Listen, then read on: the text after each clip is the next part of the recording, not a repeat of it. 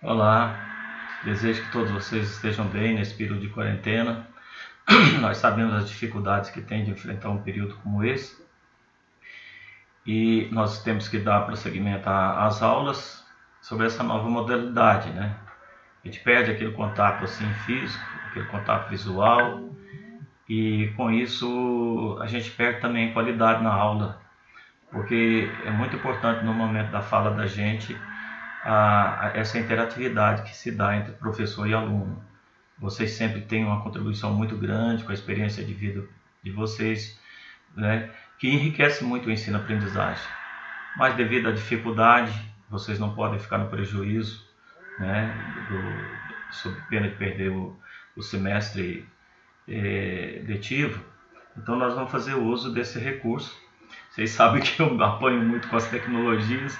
Vamos tentar ver se a gente consegue fazer algo bem legal, que vocês possam estar aí, né, no computador de vocês, eu sei, nos laptops ou no celular. E, e a gente pode interagir também através, depois de repente vocês precisarem tirar alguma dúvida, a gente pode estar trocando mensagem pelo WhatsApp, ok? Então, vamos começar o módulo 1, que é sobre a teologia contemporânea, né, as novas tendências, os novos rumos que ela vem tomando, né, encorpando aquilo que a gente chama de pensamento teológico contemporâneo. Então, o que a gente pode dizer sobre a teologia nesse momento, né, a teologia na contemporaneidade? Ela é profundamente cristocêntrica, né? Há uma orientação cristocêntrica da teologia, fugindo dos padrões anteriores de uma teologia mais voltada para a igreja, que era bastante eclesiocêntrica, aquela teologia mais voltada para os dogmas e para as doutrinas. Então, ela é cristocêntrica, mas dá uma grande importância ao elemento antropológico, ou seja, a relação de Cristo com o ser humano.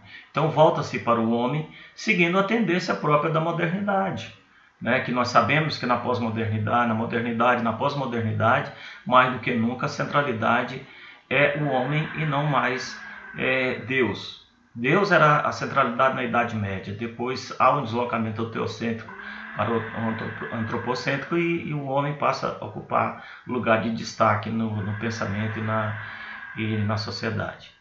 Então, essa teologia cristocêntrica vai iluminar seu sentido no mundo e vai orientar o homem em suas relações interpessoais. Então, a relação do homem com Deus é aquilo que a gente sempre fala, né, que a nossa oração, os nossos atos de piedade não pode se separar da nossa vida prática. Então essa relação do homem com Deus, ela se dá através da conjugação fé e prática. Lembrando vocês, esse termo fé e praxis é próprio aqui na teologia contextual latino-americana, é própria da teologia da libertação, mas você vai encontrar esse termo aí, fé e prática, inclusive na Evangelho Nunciandi, o Papa Paulo VI se refere a evangelho e cultura, que é a mesma coisa. Quando se fala ruptura entre evangelho e cultura, significa que aquilo que está contido no evangelho não vai de encontro com a cultura, porque essa ligação do evangelho com a cultura se dá através de uma pessoa, se dá através de um emissário, se dá através de um mensageiro, e esse mensageiro ele para pelo meio do caminho e ele não consegue fazer essa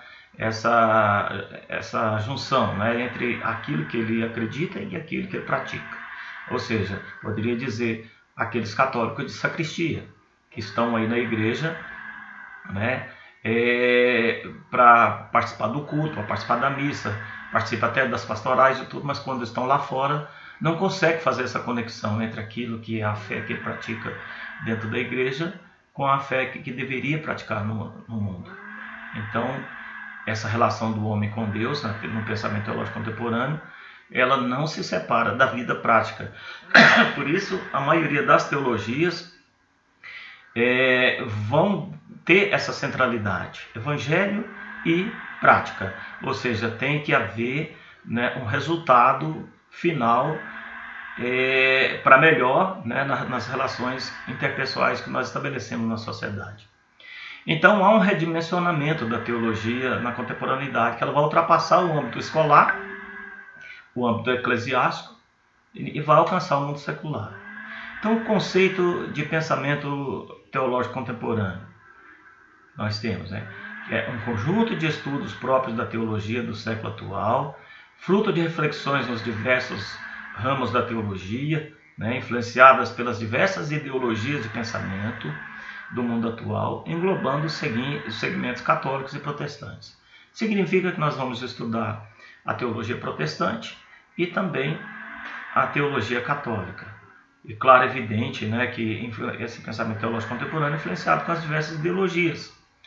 Para citar para vocês, para não ir muito longe, isso é prático na nossa vida que somos latino-americanos, nós temos que a teologia da libertação, ela seguiu, né, muitos autores seguiram a ideologia marxista, mas não para por aí, tem outras ideologias. Então, à medida que vão surgindo as novas teologias, né, as novas reflexões, você vai identificando. Nós temos a teologia política, temos a teologia afro-americana, temos a teologia indígena, né, temos a teologia negra nos Estados Unidos, que é fundada na ideologia da emancipação do negro, né, da escravidão nos Estados Unidos. Então, essa teologia poderia se dizer assim, a teologia contemporânea, ela não se dá no mesmo formato da teologia clássica, que é aquela teologia que está muito concentrada ali na definição de dogmas e doutrinas, no momento em que havia uma concentração teocêntrica,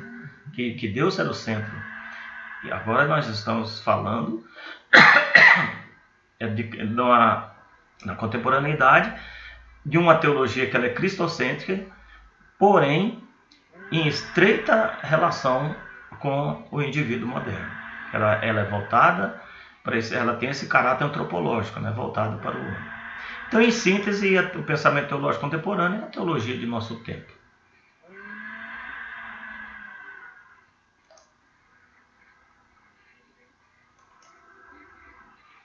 As raízes do pensamento teológico contemporâneo. Nós temos ali na Reforma Protestante, onde acontece uma ruptura com o pensamento eclesiástico da Idade Média, né, com o primado da razão sobre a fé, da filosofia, né, sobre a revelação. O que acontece? Os reformadores, eles vão trazer à tona uma nova realidade para dentro da igreja. Ou seja, a Igreja Católica ela é contestada em muitas coisas que estavam acontecendo na Idade Média, e a gente sabe disso, né, que as razões que Martinho Lutero teve ali para se rebelar, muitas delas foram aceitas pela Igreja Católica. Havia coisas a ser mudadas, mas já começa ali, né, na Reforma Protestante, a mudança, essa saída da teologia escolástica para uma teologia mais envolvida com a realidade, né, do homem. E a teologia dos reformadores afirma que a reflexão doutrinária sobre o domínio da fé se fundamenta unicamente na autoridade absoluta da palavra de Deus. Os protestantes vão voltar para uma teologia concentrada só nas Escrituras e vai abandonar aquilo que se produziu, né, como fonte da teologia, a tradição e o magistério da igreja. Então eles vão se concentrar só na Escritura. Daí, de lá para cá, essa diferença enorme que tem entre a teologia católica e a teologia protestante. O ponto de partida para o pensamento teológico contemporâneo, se as raízes estão ali na Reforma Protestante, né, e nessa mudança de pensamento, de concentração da teologia só na Bíblia, do lado protestante, isso vai exercer influências também na Igreja Católica, que ela vai ser obrigada a dar a sua resposta, no que nós podemos dizer assim, de uma contra-reforma. E essa resposta foi dada no Concílio de Trento. Nós sabemos que tem muita coisa do Concílio de Trento que até hoje não foram aplicadas ainda na igreja, assim como não temos grande parte do Concílio Vaticano também que ainda não foi colocado, não se conseguiu colocar em prática. Não se preocupe, essa minha tosse seca, porque eu saí, né, de uma crise de sinusite muito violenta e eu estou com essa coisa espigar na garganta. O ponto de partida, então, da teologia vai ser Karl Barth. Karl Barth é um teólogo do início do século XX, é um teólogo protestante, e que tem um bom conceito dentro do catolicismo, dentro da Igreja Católica, e nós vamos depois saber porquê, né? E esse ponto de partida se dá na publicação do comentário da Epístola aos Romanos, né, que é uma reflexão que ele faz sobre Deus e sobre a evolução dos dogmas e doutrinas bíblicas na contemporaneidade.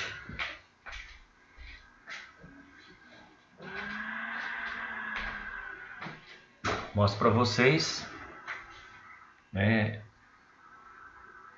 essa carta aos Romanos, que é exatamente o comentário que ele faz, aproximando mais aqui para vocês verem. É um livro muito extenso, muito grosso, né? Eu tenho esse livro aqui para pesquisa, já pesquisei também, e é um livro muito interessante, porque ele vai revolucionar a forma de se fazer teologia. A questão sobre Deus e o homem. Na busca por sentido para a sua existência, que é o que a gente chama de sentido da vida, que é um tema muito discutido, assim, inclusive o Viktor Frankl escreveu várias obras e também fundou até a logoterapia, né, partindo desse princípio da busca de sentido da existência.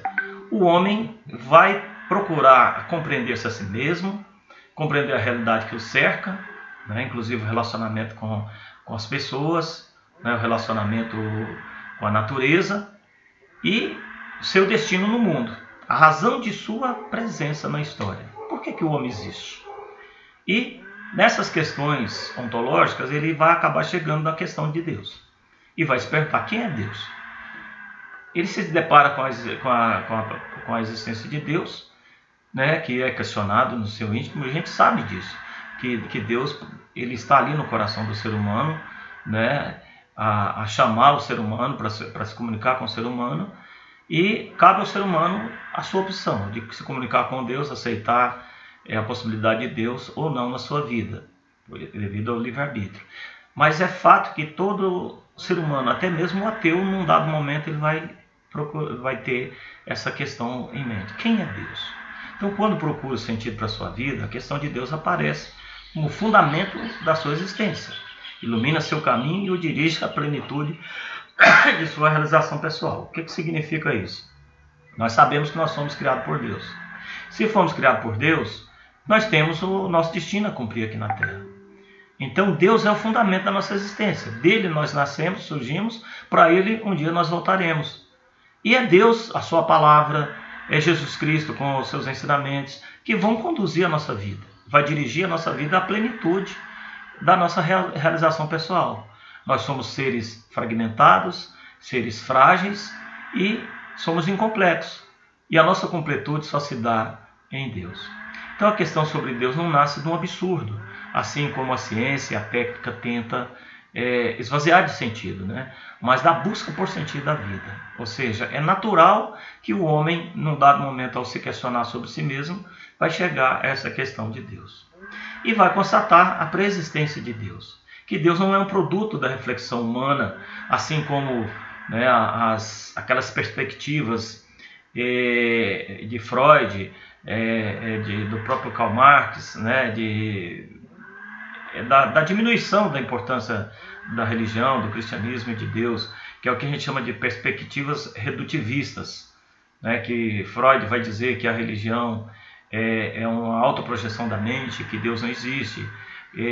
Marx também vai dizer que Deus não existe e que o homem cria, que a religião é criada pelo próprio homem, assim como a ideia de Deus é criada pelo próprio homem, e vai dizer que a religião ela é criada para fins ideológicos, ou seja, para massificar o povo. Por isso ele vai dizer que a religião é ópio do povo. Então, mas para nós cristãos nós sabemos a preexistência de Deus e que ele não é fruto dessas reflexões redutivas da religião, né? Sabemos que Deus existe e que ao criar o homem, Deus vai orientar o homem para si. Claro e evidente, orientando, respeitando no ser humano o livre-arbítrio. Então, quem é esse Deus que se manifesta ao homem? É uma realidade pessoal e, em razão disso, exige dele uma atitude pessoal. Ou seja, Que atitude é essa que Deus exige de nós? Que nós o espelhemos na sociedade, que nós sejamos capazes de refletir a sua presença no mundo. Continuando aí sobre as características da teologia contemporânea, né, nós temos a teologia e praxis, ou seja, antes aquela teologia dogmática, aquela teologia concentrada nos dogmas e nas doutrinas, era um direcionamento, tem uma função normativa para o fiel dentro da igreja, para conduzir as suas ações. Mas essa teologia contemporânea, ela se dá muito nessa união entre fé e prática. Então, a teologia e praxis, ela encerra um duplo aspecto da reflexão teológica, como algo que não se desvincula do homem, como necessidade para dar resposta à própria vocação humana. Ou seja, qual o meu destino no mundo? Leva necessariamente a essa vocação humana. Eu vou descobrir. Eu preciso de ser alguém na história. Eu não posso passar no decorrer da história em branco, né? Eu não posso ficar à margem da vida, assim como o Papa Francisco sempre lembra, né? Eu não posso ficar balconeando, ou seja, com os braços estendidos no alpendre lá das casas lá da Argentina, vendo a vida passar e não me lanço nela. É muito interessante esse neologismo do Papa Francisco, né? Balconeando, ou seja, eu tenho que dar uma resposta a Deus. E essa resposta que eu dou a Deus, que me chama, né, no interior do meu coração, é o que a gente chama de vocação. Então, a valorização do aspecto antropológico na pós-modernidade. É aquilo que eu falei para vocês, né? As ideias iluministas, né? As ideias que dão base à modernidade, vai lançar o indivíduo como um ser autônomo, né? E com isso vai haver uma concentração antropológica e não mais teocêntrica, como era na Idade Média. Então, a valorização desse aspecto antropológico na pós-modernidade se refere à experiência da fé. Experiência, você sabe, é aquilo que acontece na prática, é pragmático, né? Então vai significar uma ruptura com a rigidez dogmática dos métodos científicos, ou seja, aquele método indutivo próprio da ortodoxia, próprio das afirmações dogmáticas e doutrinárias, vai ceder lugar a um método, que esse é um método dedutivo, vai dar lugar a um método indutivo, porque você vai partir da experiência humana para chegar até Deus. O método dedutivo parte de Deus para chegar até o homem. E nós temos com isso, né, essa ruptura da rigidez dogmática, uma flexibilidade na teologia. Por isso vai haver uma onda de teologia, que é o que a gente chama de teologia contextual, teologia testemunhal, né, em estilo mais narrativo, meditativo e até mesmo de autoajuda. Sim, né? Muita coisa aí de teologia que se propõe de autoajuda não deixa, claro, na perspectiva do pensamento teológico contemporâneo, uma reflexão teológica que se traduz ali naquela complexidade, né, de palavras e termos rebuscados na teologia tradicional, que vai traduzindo uma linguagem mais simples para as pessoas entenderem as verdades de fé. Então, o pensamento teológico contemporâneo, ele funda-se na vida cotidiana, né? O relacionar-se com Deus se une ao relacionar-se com os homens, ou seja, é aquela máxima de Jesus. Como você pode dizer que ama a Deus a quem você não vê, se você não ama ao próximo a quem você vê? Então, o relacionar-se com Deus implica relacionar-se com os homens. Se eu amo a Deus, eu também tenho que primeiro amar os homens. Eu não posso amar a Deus sem amar os homens. Eu não posso me relacionar com Deus me isolando, deixando de me relacionar com os homens. Então, a relação do homem com Deus se dá no aqui e agora, na existência. Não se dá na escatologia, né? Não se dá como ascese de negação do mundo, assim como fazem, né, aqueles, só para explicar para vocês, esse ascetismo extramundano, que a gente vê numa obra do Max Weber, É a ética protestante e o espírito do capitalismo. Ali ele mostra as formas de ascetismo.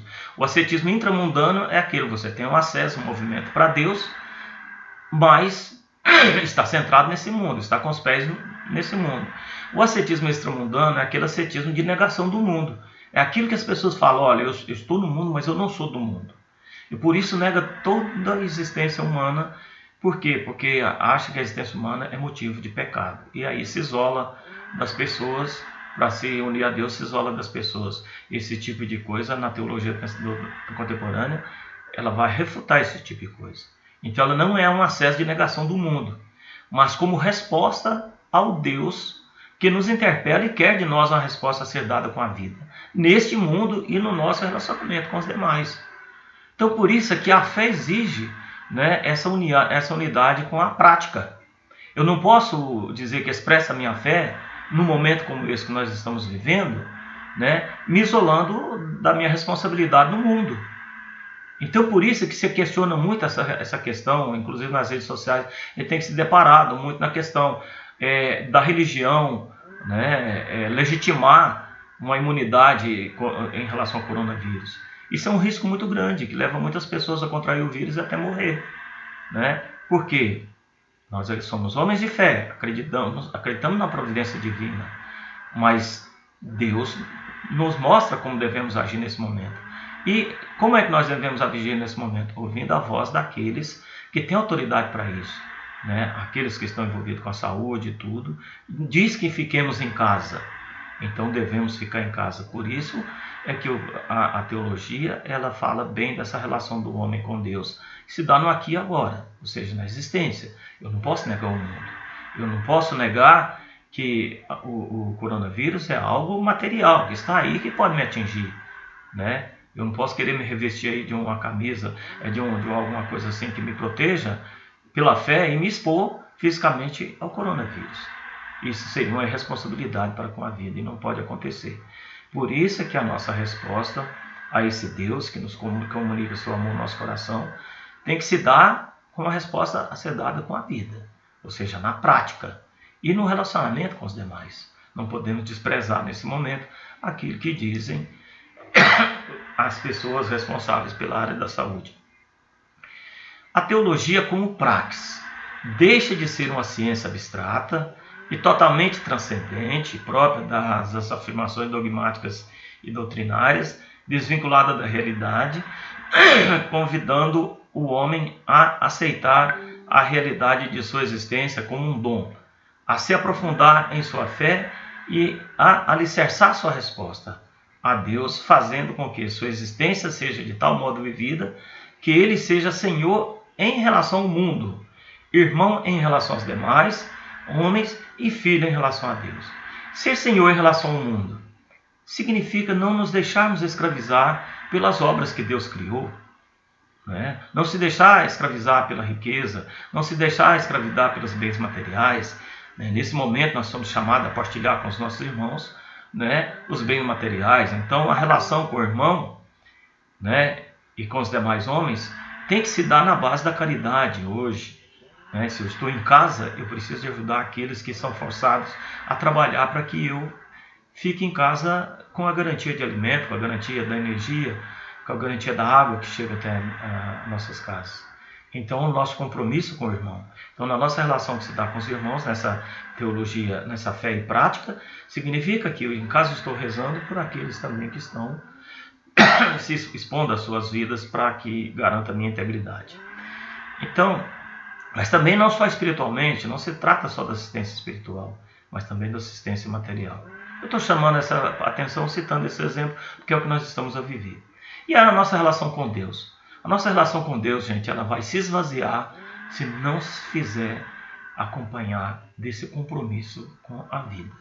Por isso, teologia como praxis implica refletir sobre Deus, sobre aquilo que Deus criou, sobre a obra criada, mas mantendo essa relação entre a fé e a vida.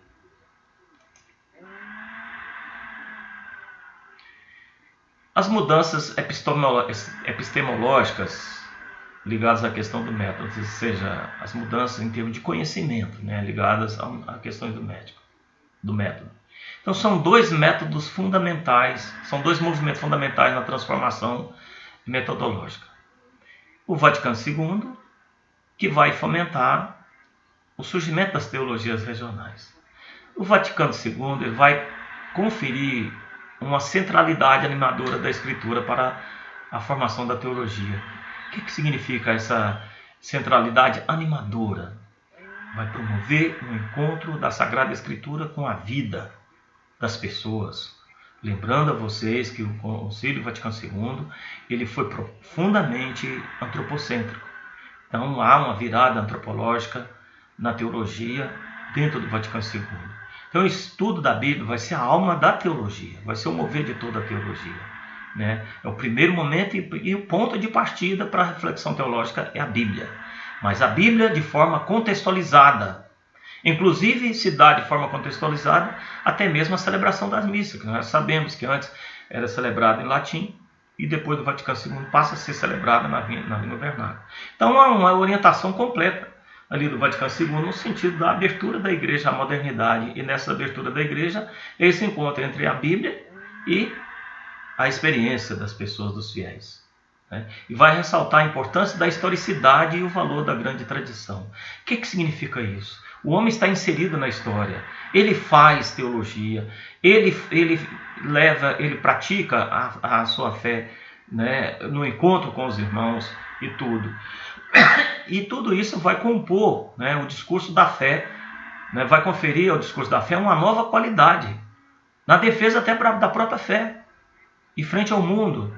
Ou seja, com o pensamento teológico contemporâneo, aqueles que são cientistas e que refutam os valores próprios da religião, não vão poder dizer que a igreja ensina coisas que estão no mundo abstrato. Tá certo que o objeto da teologia ele é transcendente, ele escapa à imanência desse mundo.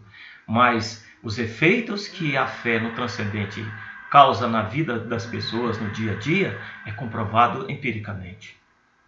A pessoa de fé ela tem uma qualidade muito maior nas relações dentro da sociedade, ela tem uma facilidade muito maior de recuperar a própria saúde, né, nos hospitais, e a ciência reconhece isso. Então não tem como a ciência dizer mais que a religião é algo que está fora da história. Então daí a importância da historicidade e o valor da grande tradição. Ou seja, aquilo que está ali na Bíblia é revelação, mas a tradição é aquilo que se produziu a reflexão teológica a partir da existência humana. E isso é muito importante. O Vaticano II vai propor esse retorno à importância da tradição que havia deixado para trás pela concentração eclesiocêntrica, né? Pela concentração da igreja nas atenções das afirmações teológicas. E também é outro fator importante, né, dessa transformação de método na questão do pensamento teológico contemporâneo, as teologias regionais. Ou seja, nós tínhamos uma teologia muito concentrada ali na Europa, ou seja, aquela teologia europeia que se diz a teologia clássica, que é a teologia muito concentrada na igreja católica, ou mesmo no pensamento protestante, mas ali uma teologia que se produz com aplicação universal. E as teologias regionais elas surgem como propostas bem setorizadas. Aqui na América Latina, por exemplo, nós temos, inaugura como teologia regional, a teologia da libertação, que muitas pessoas refutam a teologia da libertação, mas ela tem um valor muito grande na história da igreja na América Latina, devido às várias linhas de pensamento da teologia da libertação presentes ali nos documentos, né, nas conferências episcopais latino-americanas. Então as teologias regionais são frutos da valorização da sensibilidade com a realidade externa da igreja, ou seja, a igreja que sai de si mesma. Nós vemos isso, né, no projeto da igreja em saída do Papa Francisco. Vai considerar a cultura local no ato da evangelização, a valorização da cultura indígena, a valorização das religiões afro no momento da evangelização. As realidades regionais que compõem esse labor teológico assim setorizado, que a gente chama também de teologias contextuais, essas realidades regionais passam a influir de modo decisivo sobre a tarefa da teologia. Vai fomentar o surgimento das teologias contextuais, seguidas pelas culturas, ou seja, culturais, lembrando vocês, indígena, teologia afro-americana e de gênero. Por que de gênero? Porque nós temos a teologia feminista aqui na América Latina, se vocês não sabem disso. Nós temos uma ecoteologia feminista. Só para vocês terem uma ideia, estou citando duas, provavelmente tem mais. Então, quando fala de gênero, ligado a teólogas femininas, das quais nós temos aqui no Brasil, né, Ivone Guevara, temos a irmã do Leonardo Boff, do Clodovis Boff, que era agora não estou me lembrando o nome dela, mas vocês devem saber que eu não estou conseguindo me lembrar o nome dela agora. E temos a Maria Clara Luquette Bingner, também, que são teólogas feministas. Estou citando essas três, a irmã do Leonardo Boff não me lembrei, né? Mas depois vocês podem verificar.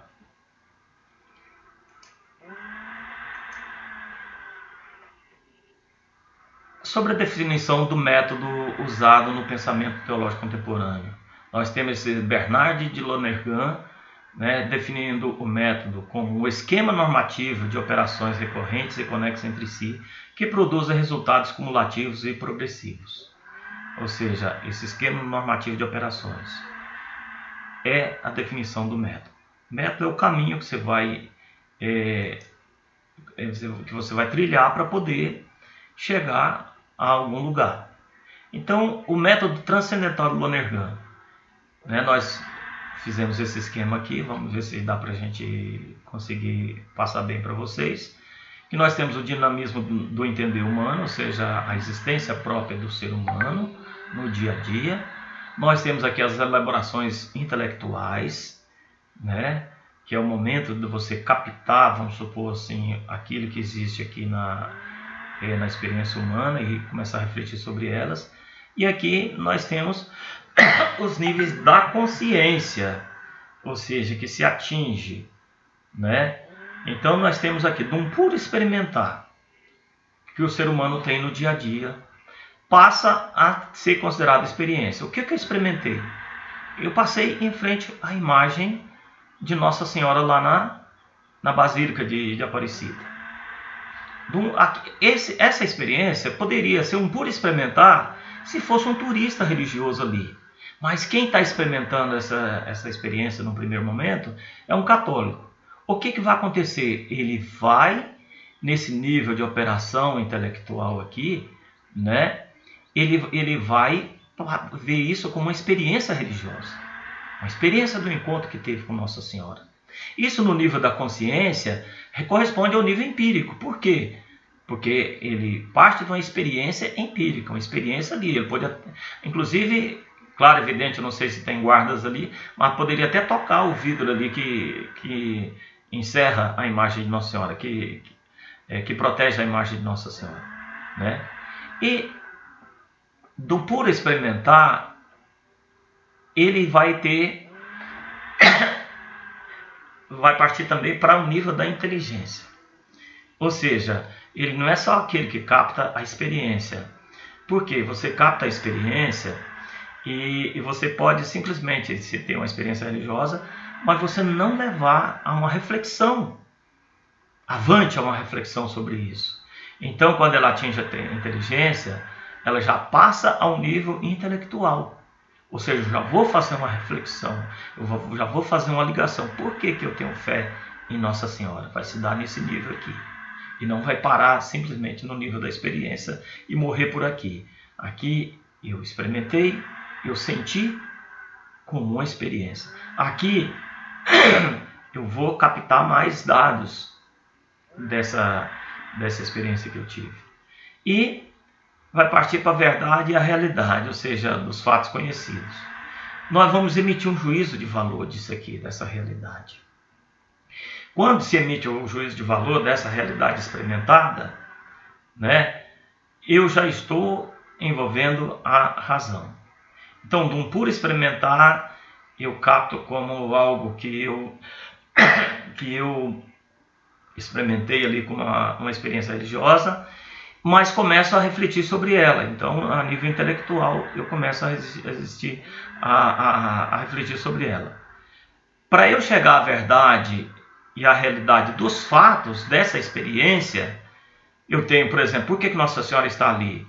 Alguém descobriu aquela imagem e já parte para uma análise mais profunda. E aí eu vou emitir um juízo de valor. Por que as pessoas acreditam na imagem de Nossa Senhora ali presente, ali acreditam em Nossa Senhora Aparecida? Porque houve um milagre por trás disso, no primeiro momento em que ela apareceu. Então nós já estamos no nível racional, nós fizemos um juízo da razão. E do puro experimentar nós passamos a uma ação responsável.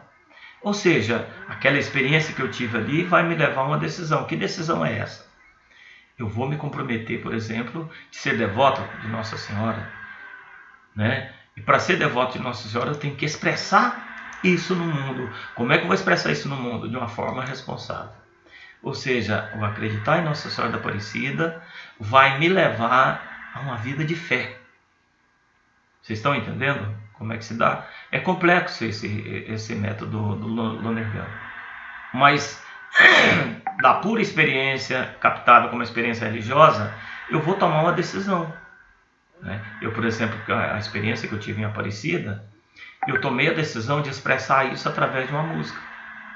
E no momento que eu compus a música, eu assumi aquilo ali como uma forma de evangelização, uma forma de expressar a fé que eu tive em Nossa Senhora da Aparecida, através da música. Mas eu posso simplesmente fazer isso de várias outras formas. A questão do responsável é aquilo que você decide. Você decidiu fazer aqui, divulgar a devoção mariana, você se torna um devoto de Nossa Senhora da Aparecida. E você vai assumir isso de forma responsável. O que significa? Eu não vou levar as pessoas a acreditar em Nossa Senhora como uma coisa mágica, mas como aquela que de fato, tem os brasileiros ali como os seus preferidos. Eu vou dar uma pequena pausa para eu tomar uma água. Bom, dando continuidade, a teologia contemporânea ela tem como característica os lugares teológicos, ou seja, os temas possíveis na abordagem da reflexão teológica. E nós vamos fazer memória a Melchior Cano, que foi um teólogo do século XV, do século XVI, e que ele aponta aí 10 lugares teológicos na reflexão teológica. Está aparecendo 9 aí, porque aqui tem um 9, eu não dei um enter aqui para separar, mas são 10 lugares teológicos. Em primeiro lugar, a autoridade das Sagradas Escrituras. Nós sabemos que a Bíblia, que a teologia ela está concentrada, ela tem como objeto de estudo Deus e aquilo que Deus revelou nas Sagradas Escrituras. Então, em primeiro lugar, a autoridade das Sagradas Escrituras. Ou seja, quando fala autoridade, significa que é uma fonte fidedigna para a reflexão teológica. A autoridade das tradições orais de Cristo e dos apóstolos. Nós vemos ali no finalzinho do Evangelho de João, dizendo que não daria para colocar tudo aquilo que Jesus escreveu ali no Evangelho. Ou seja, há uma abertura daquilo que Jesus falou, ou seja, daquilo que Jesus disse, que é o que a gente chama de tradição.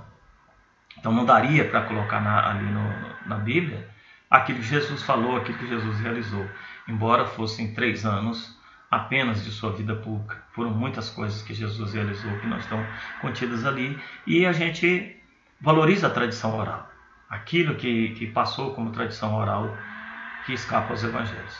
E também a tradição dos apóstolos. A autoridade da igreja também. Por que a igreja católica tem essa autoridade? Muito mais que as outras igrejas. Porque a ela foi confiada o depósito da fé. Ou seja, foram entregues pelos apóstolos à igreja, que passa de tradição a tradição, aquilo que é o conteúdo da fé cristã. A autoridade dos concílios ecumênicos. Um concílio ecumênico ele tem uma autoridade muito grande e a aplicação dele é para o mundo inteiro. Então, a autoridade do concílio ecumênico ela é conferida pela seriedade com que se conduz os concílios. Nós sabemos ali que não é uma decisão unilateral do Papa, mas é a decisão com o Papa junto com vários cardeais reunidos em concílios. A autoridade da Igreja Romana, ou seja, da sede de Roma, entendendo ali a Igreja Romana como o corpo administrativo da Igreja terrena, né, da Igreja de Cristo, que na sua visibilidade se dá na Igreja Católica, mas que tem a sua sede em Roma. Então, por que a diferença? A autoridade da Igreja Católica está falando do catolicismo em geral. Aqui, a autoridade da Igreja de Roma significa naquilo que está referido a Pedro, naquilo que está referido aos dicastérios da Igreja e tudo mais. O que se produz de dicastério ali a nível da Congregação para a Doutrina da Fé, por exemplo, é digno de lugar teológico. Vocês estão entendendo? Essa é a diferença. E quando fala Igreja Católica, é a Igreja espalhada para o mundo inteiro. Quando nós falamos em autoridade da Igreja de Roma, podemos dizer a autoridade do Papa e daqueles que assessoram o Papa. Né? A autoridade dos santos padres, né? Literalmente os antigos santos, ou seja, os teólogos, os primeiros teólogos que escreveram. A autoridade dos teólogos escolásticos, né? Os teólogos de escola, ou seja, aqueles teólogos da Idade Média, né? A autoridade dos teólogos escolásticos. A razão natural. Por que a razão natural? Porque nós precisamos também da filosofia, né? Para compreender quem é Deus, nós precisamos da filosofia. Por exemplo, o relacionamento de Deus com o homem. A teologia consegue dar a resposta de quem é Deus. Mas quem vai dar a resposta quem é o homem, nesse estudo da relação de Deus com o homem, a teologia vai precisar saber quem é o homem. Quem vai dar essa resposta é a razão natural, ou seja, é a filosofia, a antropologia, antropologia filosófica, a autoridade dos filósofos também, né? E a autoridade da história, ou seja, o que se produziu de história até o momento, de história da igreja até o momento. E isso também tem a ver com teologia, com a teologia. Então, Melchior naquele momento ali, na Idade Média, estabelece esses 10 lugares teológicos. Nós vamos ter outros lugares teológicos na contemporaneidade. Por quê? Várias foram as transformações que ocorreram. A razão mudou sua condição. Se antes havia uma ênfase muito grande na fé, havia uma concentração teológica, teocêntrica, perdão, agora a concentração é antropocêntrica.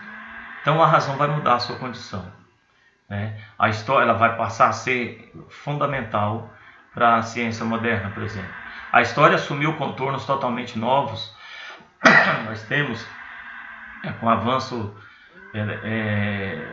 tecnológico e tudo, teve o acontecimento de 2 grandes guerras mundiais. Nós estamos a viver agora nesse momento do coronavírus, assim como teve outros momentos assim também de pandemias, né, no passado. Mas a história vai assumir os contornos diferenciados daquilo que era anteriormente. As ciências positivas, né, vão tomar grande parte da ocupação intelectual, de produção intelectual, né, e inclusive até mesmo literária. E vai passar a primeiro plano, ou seja, as grandes narrativas dos textos religiosos sagrados vão ceder lugar, né, às afirmações científicas na modernidade. E o cristianismo vai adquirir uma nova fisionomia. E eu acredito mais do que nunca, gente. O cristianismo, depois dessa pandemia, não vai voltar a ser o mesmo. Nós estamos centrados ali muito na igreja. Muitos de nós reservavam momentos de orações e de relacionamento com Deus só no fim de semana, ao participar da missa.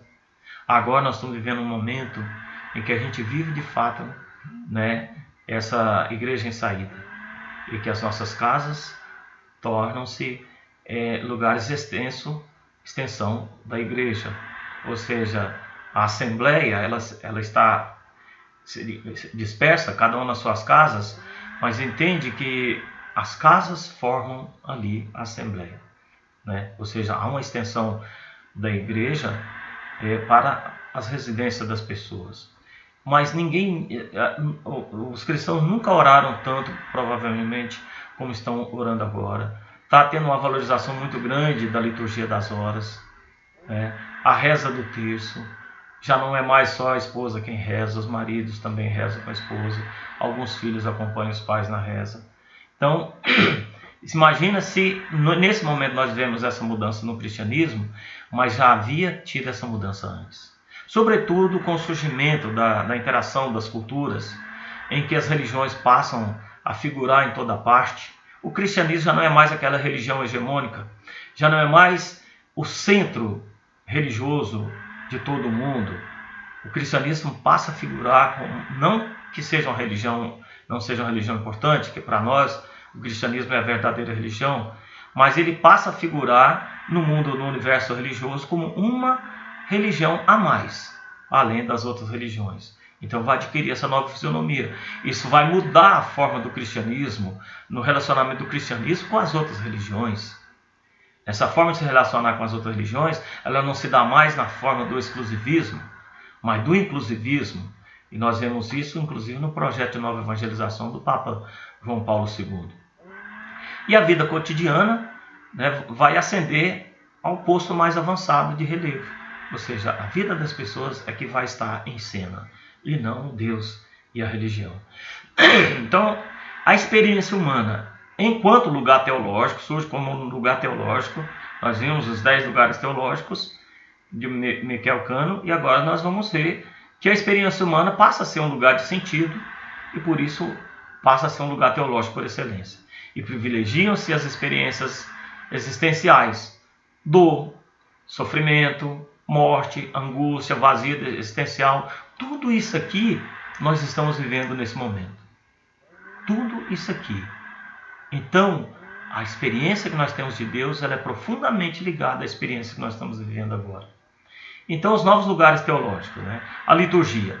A liturgia passa, as missas passam a ser celebradas em língua vernácula, não mais no latim.